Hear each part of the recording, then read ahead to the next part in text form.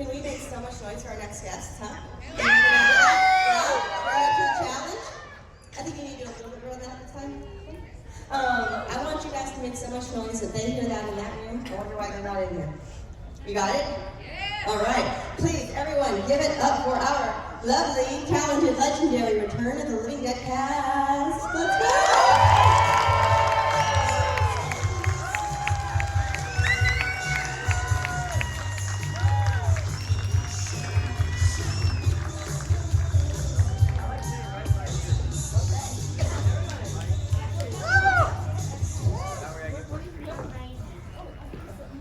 We are missing one, right?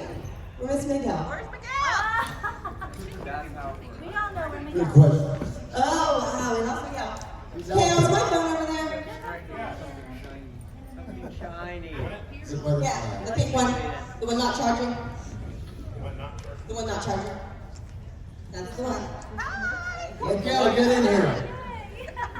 I'm just texting mine right now. I'm going to let him know that we're missing Just out one. there. He knows, he's right out there. Okay, guys. He's Miguel. Yeah, he's Miguel. It's okay. And he's going to make the entrance. And we're going to all be like, Oh, no. We're done. Tell him we're done. We're going to say boo. too late. Boo. You know that was his plan the whole time, though, right? That was his plan the whole time. We're done. He's going to be coming in like, He's he's okay. on Miguel. Woo. You know he's a theatrical person. So let's say boo. Boo. No, when Miguel comes here, everyone get up and leave. That's Working unless I don't know. Thank you and good night. What's up, Kale? I don't know how to do this. Put some hard thing next to my mouth. I'm sorry. check, check. You're good to Hear go. me now? Okay. So I do I'll go find him. Lost Here we enough. go. Okay. Come on, Miguel. That's the last we saw. Miguel Núñez. Out of here. Miguel Núñez. Have you guys seen Miguel? He's gonna get sucked I'm in the kitchen. Miguel vortex. He's not here. And he was actually one of the And he's in my room. Literally standing right out there with us. We all came in and he evaporated. And then he saw somebody who had some great merchandise. Anyone see Miguel Núñez? And he went to go Have you buy seen it. Miguel Núñez? Anybody? Is he in the bathroom? He is not in that. Follow him in. No look. I want to hear what it sounds like. Is he out there? Is Miguel there? You know what is happening. We're looking for Miguel. You see Miguel? The funniest part is he's in there and we can hear him. See, he's in there. Can't find him. I tried. He tried. But he will show up. Oh, yeah. Just there. He'll make an entrance. That's all right. We'll start without him. Yeah. Yeah. And if he misses too many questions, y'all just, Okay, let's start with you, sir. I want to, again, ask each of you individual questions. This time I'm going to ask you about yourself, so it might be easier to answer. I would love to know about your acting, puppeteer journey for you, or directing journey, whatever you guys are doing nowadays. Nowadays. Yes. How did you start this? Well, nice of you to show up, sir. I'm sorry. I had a blimp in a hanger.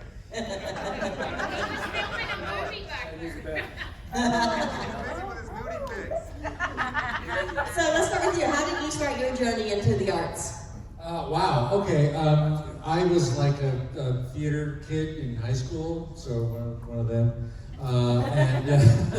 I went to. I just studied acting. Went to Cal Arts in California to get my master's in acting. I was just gonna work in the theater, and if I could find some way into movies and TV in LA, that'd be great. And then the next thing I knew, I was, at least for this, I was just at an audition, because as an actor, you just go out on auditions. But even in college, I had started to work as a puppeteer at the same time. And so, all throughout the 80s, basically, I was doing both. I had a sort of a dual career. Sometimes I'd work as a puppeteer, sometimes I'd work as an actor, do commercials, things like this, and, other films and things. And then by the early 90s, I started working as a puppeteer with the Jim Henson Company, and from then on, it was like I was so busy with that, I just didn't have time to go out on a lot of auditions for acting work again. And so the acting side of things kind of atrophied a little bit, but the puppeteering took off, and I've been busy doing that ever since. And I still do on-camera acting stuff occasionally. Just did a commercial at the beginning of the year, which was amazing because I hadn't done one in a while. But it's the way it is. It's always up and down for us, you know. But it's a fun life, and I wouldn't have traded it for anything. And I'd also love to ask you, yes, absolutely. I'd also love to ask you what you love most about puppeteering. Oh wow! It's such a unique skill set. It's a unique skill set. It's another form of acting. I don't differentiate too much between puppetry and acting. It's just acting with your hand, although you really do have to use your full body. And it's one of the reasons I think I'm still in relatively good shape at my age. I'm 103. Because it's a physical job. Even though people think of it as just holding up a puppet, in front of the camera, your whole body is always involved in it. So that type of thing helps to keep you active and nimble, And it helps when you look like a puppet. Yeah. Well, that's the thing,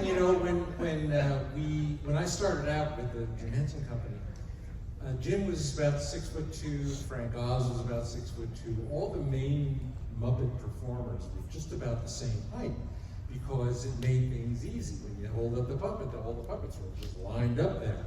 If you had somebody who was 5'3", all you would see is their eyes peeking up. And so that, I think one of the positives I had going was I was the same size as everybody else who was already working there. So that was one of the reasons, just pure dumb luck, that I got in there. Awesome, thank you.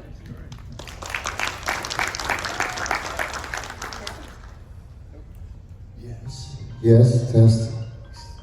Tell your mom to call you. Please turn off your phones, please. I got started early 20s, started an acting class, and got an agent, was doing a lot of commercials. I did one with Kermit the Frog, believe it or not, a commercial. For what? For a bicentennial coin that they were doing. Yeah, I played, we were crossing the Delaware. He was George Washington. Kermit was George Washington. I was one of the other presidents. Full circle of puppeteering world. And then I was auditioning. My first movie was a role in The Woman in Red, opposite Charles Grodin, and then soon after got cast in Return of the Living Dead, which was a long process. And that was it. That's how I got started. Thank you. Thank you, John. Thank you, John. Also a theater nerd in high school.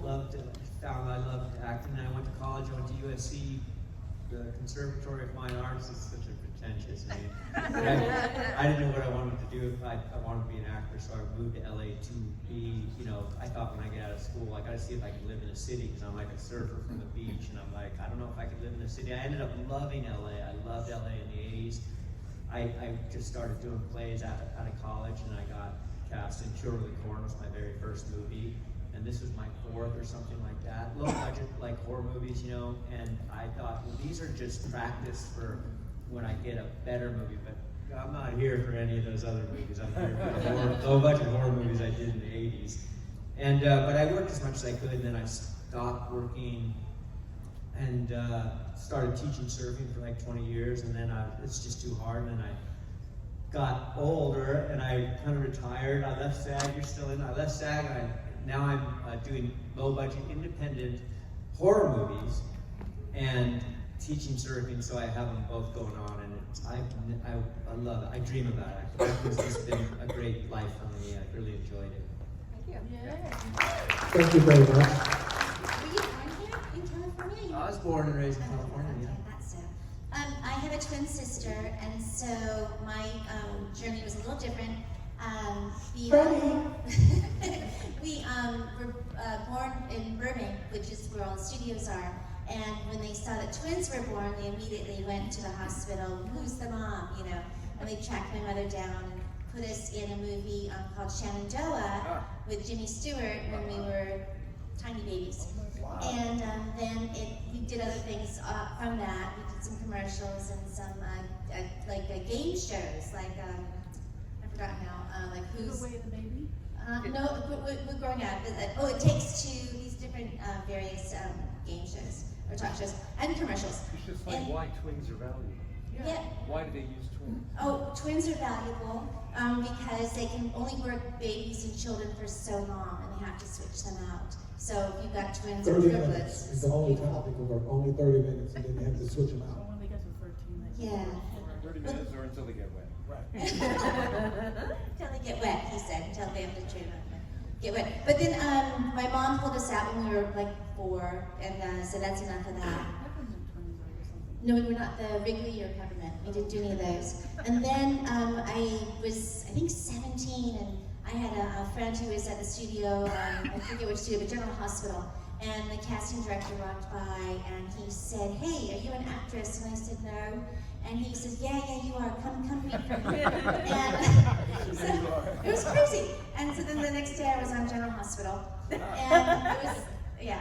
And then from that I got a manager and an agent, and just went on from there. So, but I'm also, my family's in the film business. My mom is a production designer. My husband's a production designer. So I kind of grew up in the studios where I'd go over. My mom did Goonies. And so I went to the studio and hung out there, and I was always just on the lot hanging about, so it was just a funny, you know, it was a natural progression for me. That's almost like a 42nd Street situation, you know, just fell into your lap. Yeah, just yay, fun. That don't happen for black actors. I was on set. He said, "Are you an actor?" I said, "Yeah." He said, "No, you're not."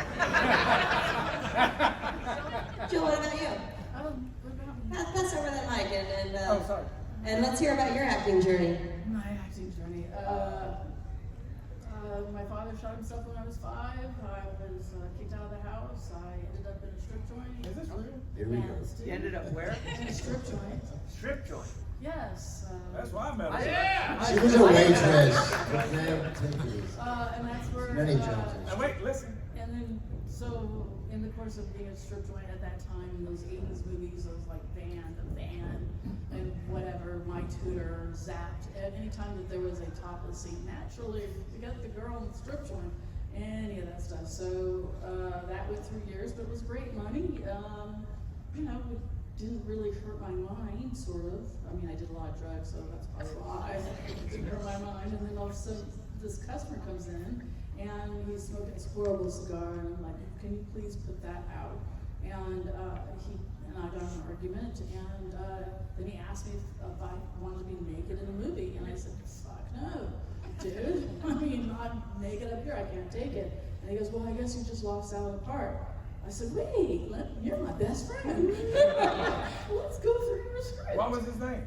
Dan O'Bannon. And so when I was looking for the script, I said, "I'd like to play this girl Tina." "No, you're not sweet." And I said, "Well, what's this other girl's name?" "Well, I don't know, I haven't figured her out yet, but she likes to party." "I do too."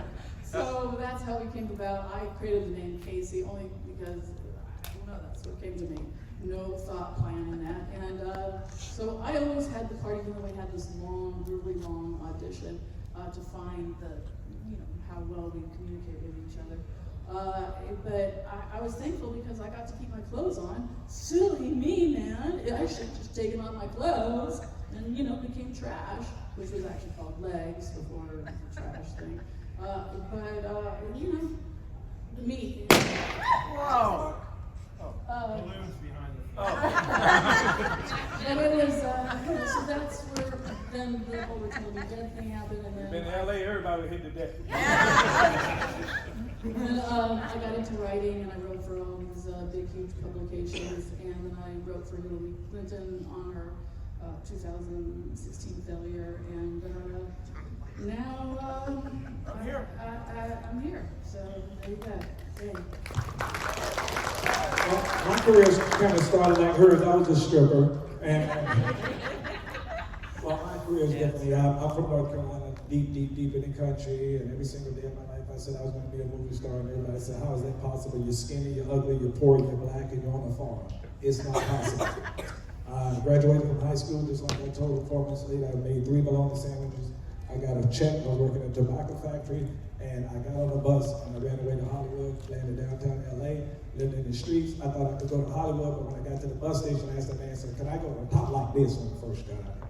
I asked if I go to Hollywood. He said, no, you can't go to Hollywood. So I thought you had to be an actor to get into Hollywood. That's how naive I was.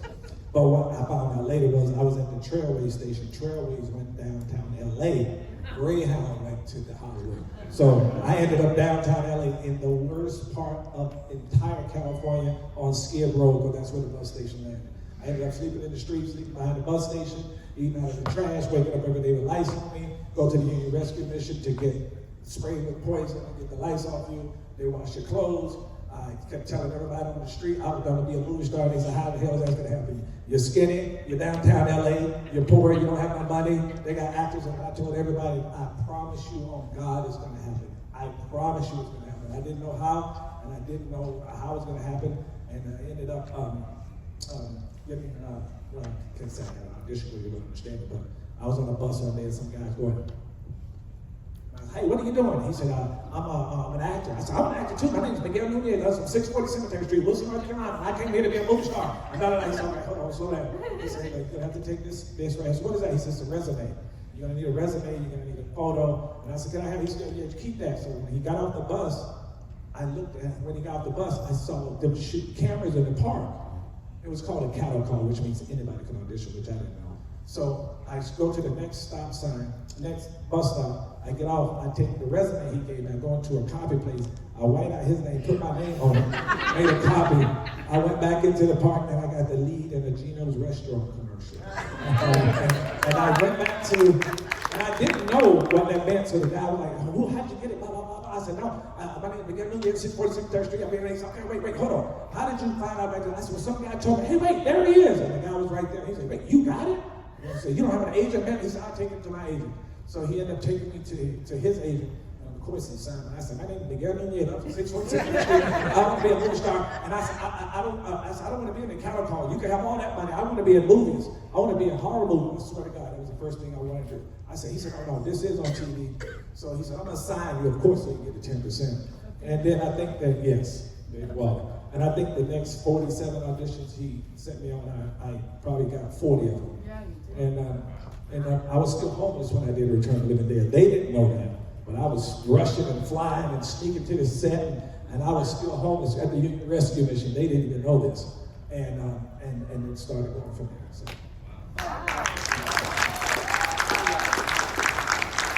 That's an amazing story, both of you two. Okay, do we have any audience questions right now? Don't be shy. Thank you. God bless you. See, you better come up with something or he's going to leave us.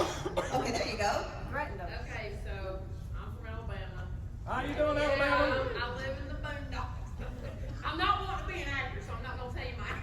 Okay, good. Wait, hold on. What about a stripper? No? Nobody wants to see that. Okay, good. I don't know now. That's some twinning in my body. There's someone for everyone, I'm told. That's right. I've already found my son when he's at home with my kids. Yeah, you did find him. Yeah, let you come out here by yourself. All right, go No, ahead. I ran out here by myself. So, did that change your directory from you going to Return of the Living Dead? Oh. Yeah, you going there, did it change your directory and start where you needed it to start? What started was the auditions. When I got that, then the next audition I got Friday 13th. I got there in 80 and 87. I was on tour duty. I got a lead in a big series on CBS, and I just never lost an audition. Was you able to get from being homeless? Oh, hell to the yeah. I'm talking about Oh, from yeah. this. I'm talking about from this movie. Did that? Oh yeah, definitely. Absolutely. Got my first apartment, got my first car, everything. And we didn't get paid a lot of money though. Man. Don't get it twisted. Did you keep giving your address? I did that to everywhere I went to. Thank you. And you have one? Yeah? I got a twofer. For Allan, how did it feel to finally get in the Trautman suit? And for everybody else, how was it? What was your first reaction when you saw it? sticky, however. Squishy, kind of squishy. It was, people think I had to sit in the makeup chair for hours on that, but really it's just like a pair of leotards, bottom and top. And did you keep it? No, you kidding? I was like, you know how much that would be worth now? Well, it wouldn't look very good. Foam It was probably funky as hell when we took it out. Well, that's just it. The last thing I shot was the scene where I pop out of the basement and knocks the head off. So the way they did that is I walk up, the door opens, I walk up, swings, and they yell, cut. I get out of the suit, and there's a guy there who is this tall to me, who gets right into the suit, and they put a fake head on top of him, and he literally just knocks it off. I actually remember that. And I just remember getting out of the suit, looking at the guy going, I am so sorry about this. Really, this is not, I wouldn't ask you, I hope you're getting paid.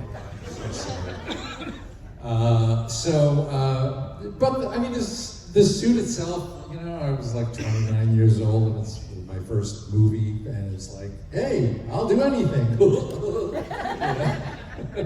The worst part of it was that they would just get the head on way too early. They were like way behind schedule.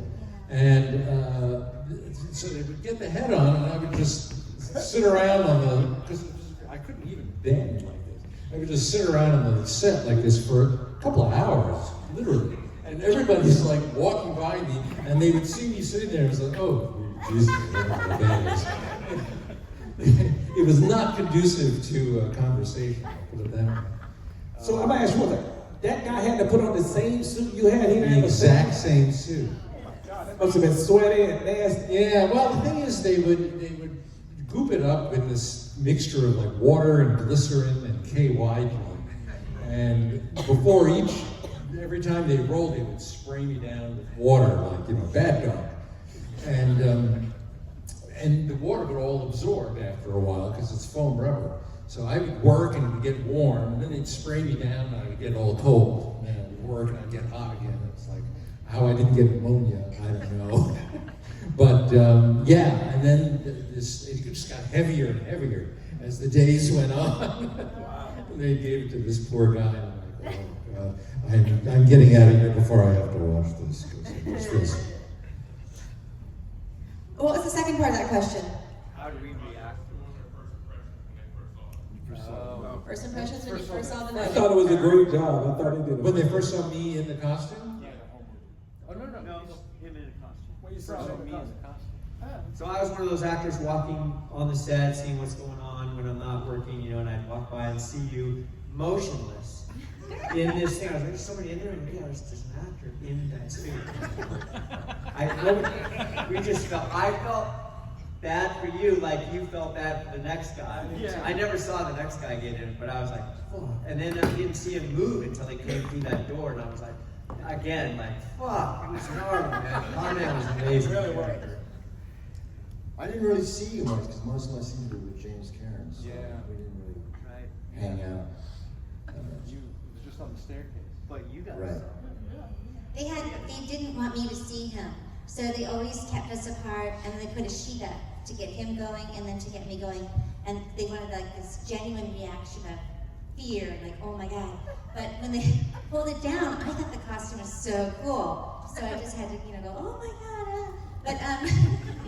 But it was such a great costume, and I do remember you sitting there with a straw in your mouth, getting hydrated. Yeah. It was like so sad. I thought he was doing coke. Of course you did. I remember like going up and talking to you and doing the answers and asking the questions. Oh, good. And you just. That was you, huh? Yeah. I couldn't tell. Every now and then I saw your lids were like moving. I didn't really know what was going on, but I figured I'd talk to you, and you didn't move, and I began to think there wasn't anybody in there really, but you seemed to sort of hear me. It was very weird. I thought it was going to come on. Wow, I did all these hot tub movies, so I thought it was awesome because remember I was the first one when you pulled that thing back. But I thought it was awesome. I was just wondering, and my thing was, I always was saying, God, I know he's sweating in that thing. I know he's sweating in that thing. That was my own reaction. You know, they wanted me to play it, but my bulge, it didn't work. Anyone else out there? Right there. Hey, so I've always wanted to ask you guys. Can you speak up? No. Yeah, so I was wondering, do you guys have a personal favorite moment in Return of the Living Dead, or maybe like one that sticks out to you the most? Mine was seeing them there naked. Because I did not know you could be naked like that. I was shocked when I was like this when she was dancing. I was like, yeah, that was real. I literally didn't know you could be like that naked on a film, so I was shocked and happy. So I was just shocked they didn't kill Tina. You know, really kill Tina. I thought it should be done sooner. My favorite moment was we had been working for a couple of weeks on rehearsals, and then the first day of shooting when we all had our wardrobe on and we all looked so, well, we saw great, you know, the costumes and the hair and the makeup, that was like just unbelievable for me. And then also the last scene with me and Ernie, that really held a special place in my heart. Yeah, should have been done harder, faster, sooner. We're gonna get COVID, right? Definitely. When I saw Tarman come out of there and Clue Gallagher had to knock his head off, when they set that up and he knocked his head off, that was my favorite moment because anything could have happened to that guy, you know. Clue's swinging a baseball bat, full thing. Now what do I do like? And I'm like, oh Jesus, we're gonna see someone get killed. You know, I thought we were gonna maybe see someone get really hurt, and that's always fun. There's so many great moments, but the one that sticks out at the moment was when we were cutting the Yellow Corp's head off. And he gets out and Jimmy Caron's holding him with the axe. He runs right past James Caron. Clue's like, whoa, because he goes really fast. So that was, and my favorite scene probably is the half corpse where she's on the gurney and they have the conversation with her. It makes the pain go away. away. Not people brains. Stops the pain of dying, which is really cool. Insight to the zombies. I think my favorite part was taking off the suit. At the end of the film, yeah, pretty much. Getting out of it all. You got a new suit in number 2. Yes, that was a completely different thing in number 2. Completely different. Thank you. Let me go to the bathroom. Miguel, how much of your dialogue was ad-lib? Was everything scripted? Oh, hell no. Probably 60%. He let me add lib anytime I wanted. So, as a matter of fact, he let us all. He let us all do that. He let us all do that. What about Tarman? Was that your idea or was that in the script? Oh yeah, that was my idea. Yeah, can you give any updates or for Trash's Revenge? Yeah, the revenge is coming. Next? No, I don't know. Yeah, I think there's one more week of the crowdfunding. It's a gentleman in London who is producing and directing it. Linnea's starring in it. We all have parts in it. And you did yours. You did, remember? You did it. I did? Okay, I'm in it. Yes, I have to remember. I forgot. Not me. Yeah, you did, but yeah. Anyway, but it should be, right now he's doing the crowdfunding that's almost done. He also has some private investors. And so hopefully it'll get rolling this year. We're all really excited about it. It's kind of like a Norma Desmond thing where she goes into Hollywood. She's older now, and she doesn't get the reaction that she used to get, and so she wants to get her revenge. And I'm really excited because Thom and I have a great number. It's a musical number, and he'll be singing, and I believe I will be getting killed. And it's the revenge part. And also they're bringing back James, Karen, and Don Calfa. Everyone's freaking out about it, about CGI and the AI, but it's not going to be like that. It's just it's almost like a memorial to them. It's going to be really lovely. The movie's not like all CGI and all AI, so it's going to be okay. I know people are making a lot of writings of saying, oh my God, what are they doing? They're crazy, you can't do this. But the families have signed on after knowing what's going to happen, and they all agree that it will be a lovely tribute to them. So, yeah, thanks for asking that. Yeah. And it's definitely coming because I hit her up. I had somebody wanted to give them $3 million and they never even hit me back. So I guess the crowdfunding is really going well. It was very troubled because of the other person that's doing another movie that they say return. I can't say too much because we're in a lawsuit against that fella because he tried to sue us. And, we want you all to write him and call him every kind of name in the book. Give us the address. There you go. Right? Yeah. Who with me? Oh yeah, we have all the original music in Linnea's movie. We've got all of most of the cast and the production designer, and I'm hoping it's going to be great. I'm very hopeful. You never know how movies turn out, but I'm hopeful. I think it's going to be great. We're going to call it great, yeah. and we're going to all support it, Yeah. and we're going to make sure it does great. Yeah, and the other guy, we'll have to read about that story. We're not allowed to really talk about Okay, don't do that it. side. Yeah. Thank you. Wonderful. And that's all. Thank you. Yeah, I have a question. You guys, are you guys surprised at all, or do you have feelings about the longevity of this Shocked. movie? Because, like, I mean, zombies existed before Romero. You know, there was the Lugosi white zombie, and the Balut and I Walked with a Zombie. But you know, in the modern era, we really have the Romero, Lucio Fulci zombie, and Return of the Living Dead. I think it was your guys' film that did the whole brand, you know, zombies craving brains. And we ran People think that's from Romero, and it's not. No, it's from your guys' film. Thank you. And this film is still so, at least, you know, coming from the horror community, this film is so incredibly beloved and cherished even today. It's still watched and loved. We had no clue, brother. We had no clue. No one knows. Think about the actors who might have turned this down. You know, we made more money doing this than we did on the films. You know, Leslie Nielsen turned this down. Oh, where is he? He could be sitting right here making money. But no, we didn't have a clue. No one had a clue. You don't know what any film will do. You have no clue. And I know, I can speak for all of us, we're as shocked and surprised that it has legs and that it's doing what it's doing now. And we know how lucky we are. We all appreciate what we got. And we actually love each other, really, truly. I'm gonna take her tequila away. We really do. We do love each other. I mean, what you see on film is actually, she still directs us and tells us what to do. That's a really amazing part. It's like she was always doing that during the movie. Yeah, she would just tell us, I mean, why are you even in the punk rock crowd? That's right. Your boyfriend, and you're keeping us on schedule. Yeah. I mean, you know, what the hell? And she still does it. She books the airplanes. She does these around, what is it, you know, multitasking. She does everything. The texting. What she's trying to say is Bev is Mama Bear. Absolutely. Yes. You're Mama Bear. Yeah, but you're right. Return is has become bigger than itself, only because of the fact.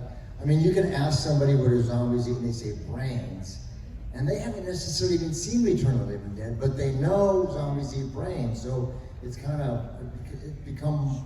the movie's become part of pop culture. The thought of zombies eating brains has done, and I've seen it a million times on different shows. Character on Scooby-Doo, and the guy's going for brains, and the Glee, the musical Glee TV show, they were going for brains on that movie. I was like, that's why I was at home watching it. It was wild. And our zombies had thought too. Remember, send more cops. You know, send paramedics. You know, they were thinking zombies, so it kind of added a whole new twist to it. Along the lines of that question, Return of the Living Dead it's smarter than it has any business being. Did you guys know that when you read the script? Like, Hell to the no. Hell to the no. It's, No, I had no idea. You know, for me, it read like a drama, and we reacted it like a drama. We had no idea the comedy elements that were it.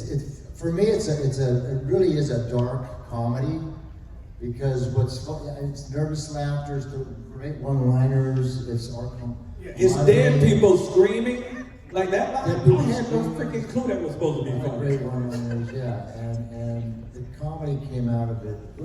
Dan, if you knew Dan O'Bannon, he did not make a comedy. He was a very serious guy. Yes. He co-wrote Alien. I mean, that's the kind of guy he was. He died of some disease where 1 billion people get. I mean, he was just really eccentric and stuff, and creative and unbelievable. but the producers kind of made it, geared it towards the comedy element of it after they screened it a couple of times, because people were laughing in inappropriate spots, but it was out of nervous laughter, and what the situations we got ourselves into, that's what they were laughing about, which was unbelievable. Hysterical, cutting the guy's head off and him getting up, and I mean, that's just like crazy. So much fun.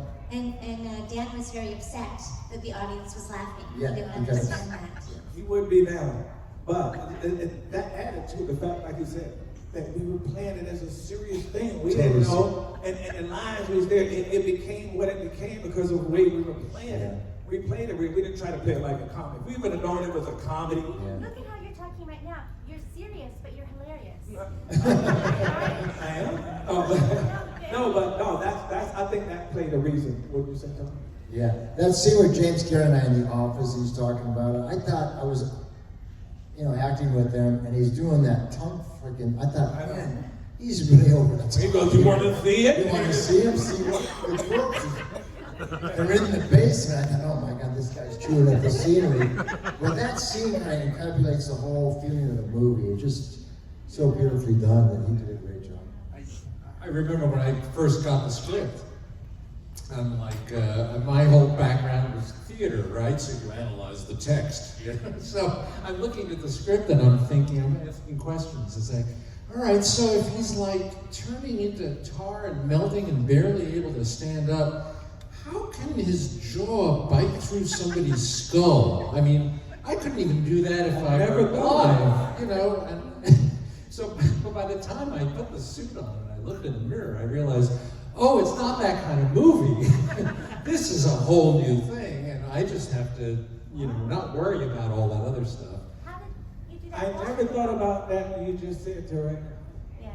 What's that? I never thought about that till right now. How you bite his head without your jaws? Yeah, it's like, it doesn't make any sense. I didn't even think that far. And then I realized, okay, it's not that kind of movie.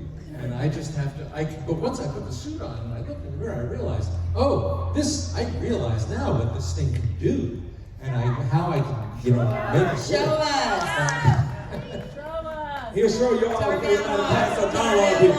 Pass a dollar up here. Make it rain. So the way I was thinking of it is because he's barely being held together, that his pelvis might just sort of squirt out from him at any moment, right? It's just barely holding him together. So that's how this sort of rocking thing started. And then so as I started walking, I realized this thing was just sort of my pelvis was not under my own control. And it just sort of led me around. There's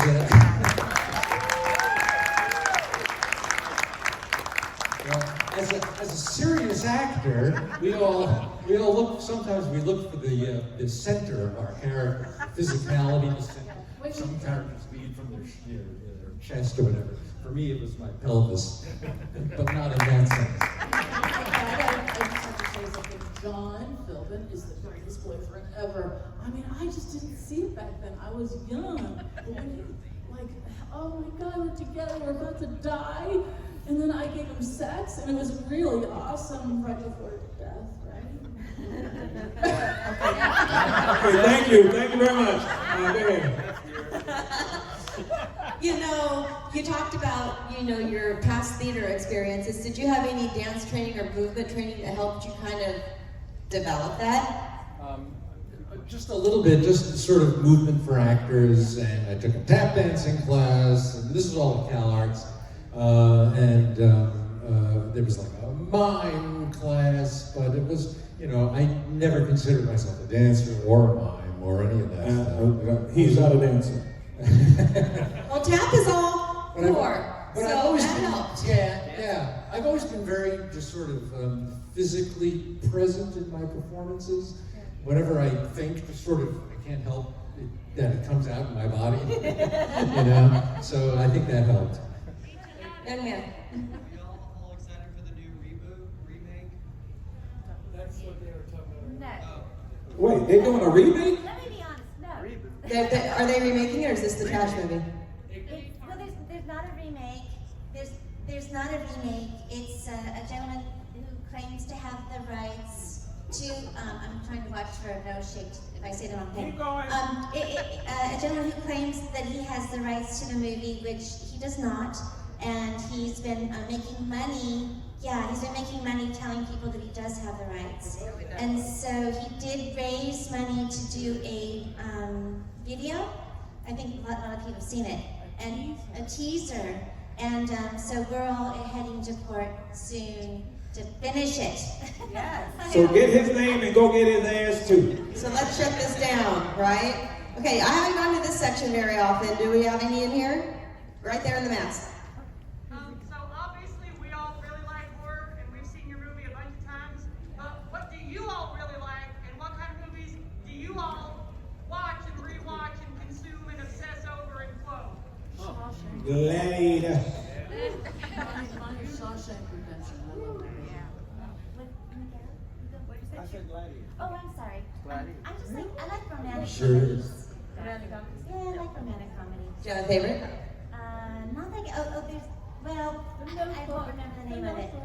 No, not the note. I don't remember that. Freaking no. It was beautiful, but I can't think of it. But it's one where Deborah Messing hires a guy to go. That's The Wedding Day. Oh, I love you guys. That's such a fun one for me. Yep. Love it. My favorite movie is a Coen Brothers movie called Miller's Crossing. It's a noir detective movie. It's my favorite movie. I fucking love that movie. So many great movies, but Godfather series, franchise, 1917, what they did with that movie was amazing technically. So many great movies. Yeah, I have pretty eclectic tastes also, so I tend toward the classics, The Godfathers, and The Field of Dreams just makes me weep every time. What about Slam Dunk Ernest? Oh yeah, the Muppets, Christmas Carol is still one of the best versions out there, I think. He played Kermit for 2 years. No, I did not. I didn't work on that. Okay, you have one. I saw your hand go up, yes.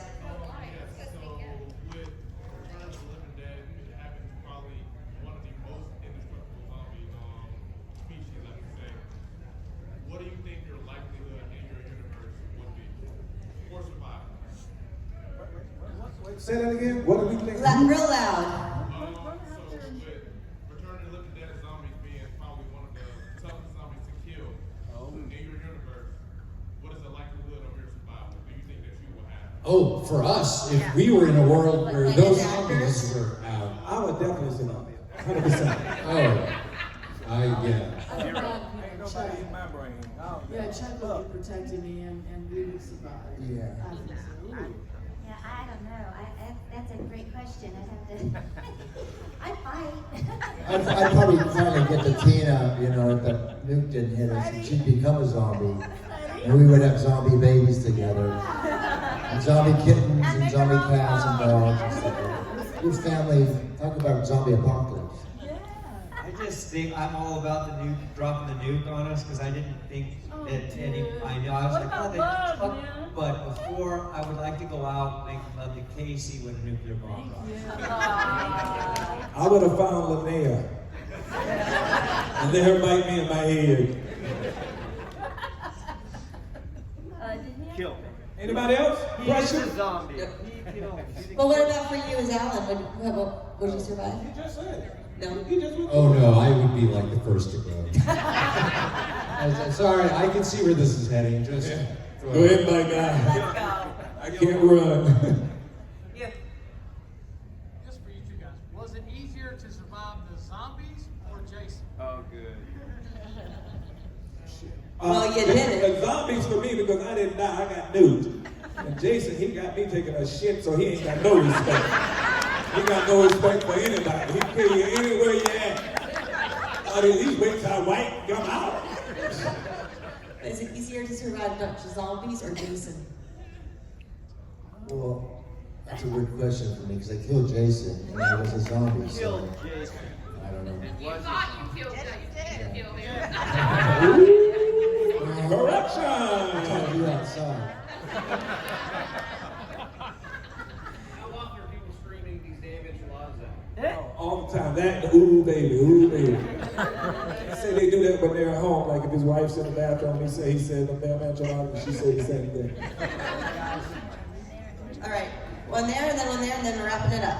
If there were an authorized remake, who ought to play each one of y'all in a perfect world? Oh my God. Yeah, There was an author- go get a loan out on your house and make it happen. I agree with you, I think that would be good. Who would you cast as yourself? Me! I could be a zombie. And then again, you never saw us die, so all they got to do is start the film with us coming out of stuff. And we survive. Oh, I make a hell of a zombie though. Yeah, I make a hell of a zombie. I'm like, come here, bitch. Yeah. You know how many times I said that in the film? I would want Demi Moore to do Laura. That's a good one. I saw someone say Eliza Roberts on a magazine. They said, oh, this would be the person to play Tina next. But I don't know Eliza, that's the wife. The daughter of Eric Roberts. Timothy Chalamet plays Chuck.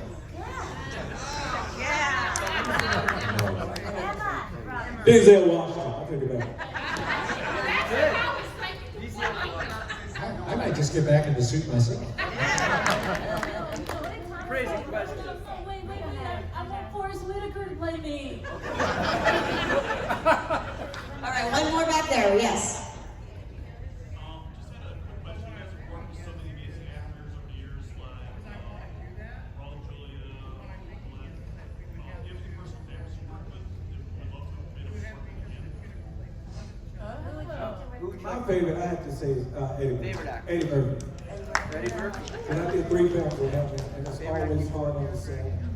I have to say Eddie. Any good? Well, I would have to say Forrest Whitaker. He's been my best friend for 50 years now. So I was originally hired on, what was that thing with John Clyde? The very first movie, I can't remember, Bloodsport. And then we had a little issue, and anyway, Forrest Whitaker, so I would. Did you ride him? Did I ride it? Oh my God, you are. Just curious. No. I was going to call him and ask him. Go ahead. I just worked last year with Robert Romanus, and he's here from Fast Times at Ridgemont High. He was so great to work with. I just loved it. But besides all of these people up here, he was Patrick Swayze, without a doubt, and after that, Kurt Russell. So there you go. For me, I like to have, I did a thing with George C. Scaliger. I did a special with Dolly Parton. She had a TV series in the 80s, and she had a Christmas episode, and had some puppets on it. And so I got to do that episode, and man, she's just like amazing. She's just amazing. Did you look into her eyes when you spoke to her? Well, the thing is, or did you look down? we're at the table just reading through the script on the first day of rehearsal. And usually you just skip over the songs. Okay, the song here, the song here, we skip over that. And she started singing the song a cappella in the room. And it was like the angels had just come down and filled the room with this golden light. I just couldn't believe what I was hearing. It was just amazing. So are you saying you want Dolly Parton to play you as a zombie? Sure. That's a good one. Okay, to wrap us up, I got one more question for you guys. Now, I have a podcast called The Dolls of Horror. When we cover a movie, we pick an epic line from each movie we talk about. And I would love to know, what is your epic line from your movie? From what? This movie. It doesn't have to be your own, though. I can guess Allan's. Brains. It doesn't have to be your own if you don't want it to be. Does it have to be your own? No? My line is one of Tom's line. My favorite line in the movie is "like this job." Which was an ad-lib back then. Which is an ad. Really? That's how it happened. There's so many great lines, but I love my earth fudge. Earth fudge, you know. It's fun. Well, I would have to say, fuck off and die. Because I loved you. I did. I really did.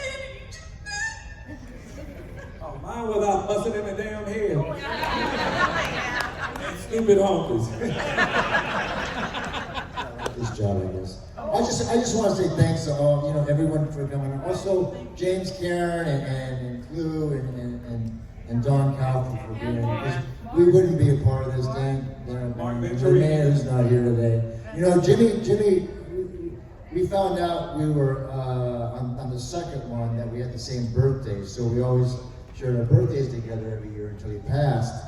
But he was in his 80s, and I asked him. I said, Jimmy, you're young, you're still vital. What's going on? How do you get up every day and you're so positive? He goes, well, it's about routine. I said, routine, yeah. Because every morning without an incident, I go pee. And I said 7:15, I go number 2, and then at 7:30 I get up out of bed. So that's what his routine was every year towards the end. Guys, thank you so much. All right, guys, we're going here. We're going to take a photo, okay? $60. What do we do? What are we supposed to do? Take photos. Go take photos. No, right here. Y'all back up. No, we can't, sir. Where do you want that? Yeah, you're gonna scare them away.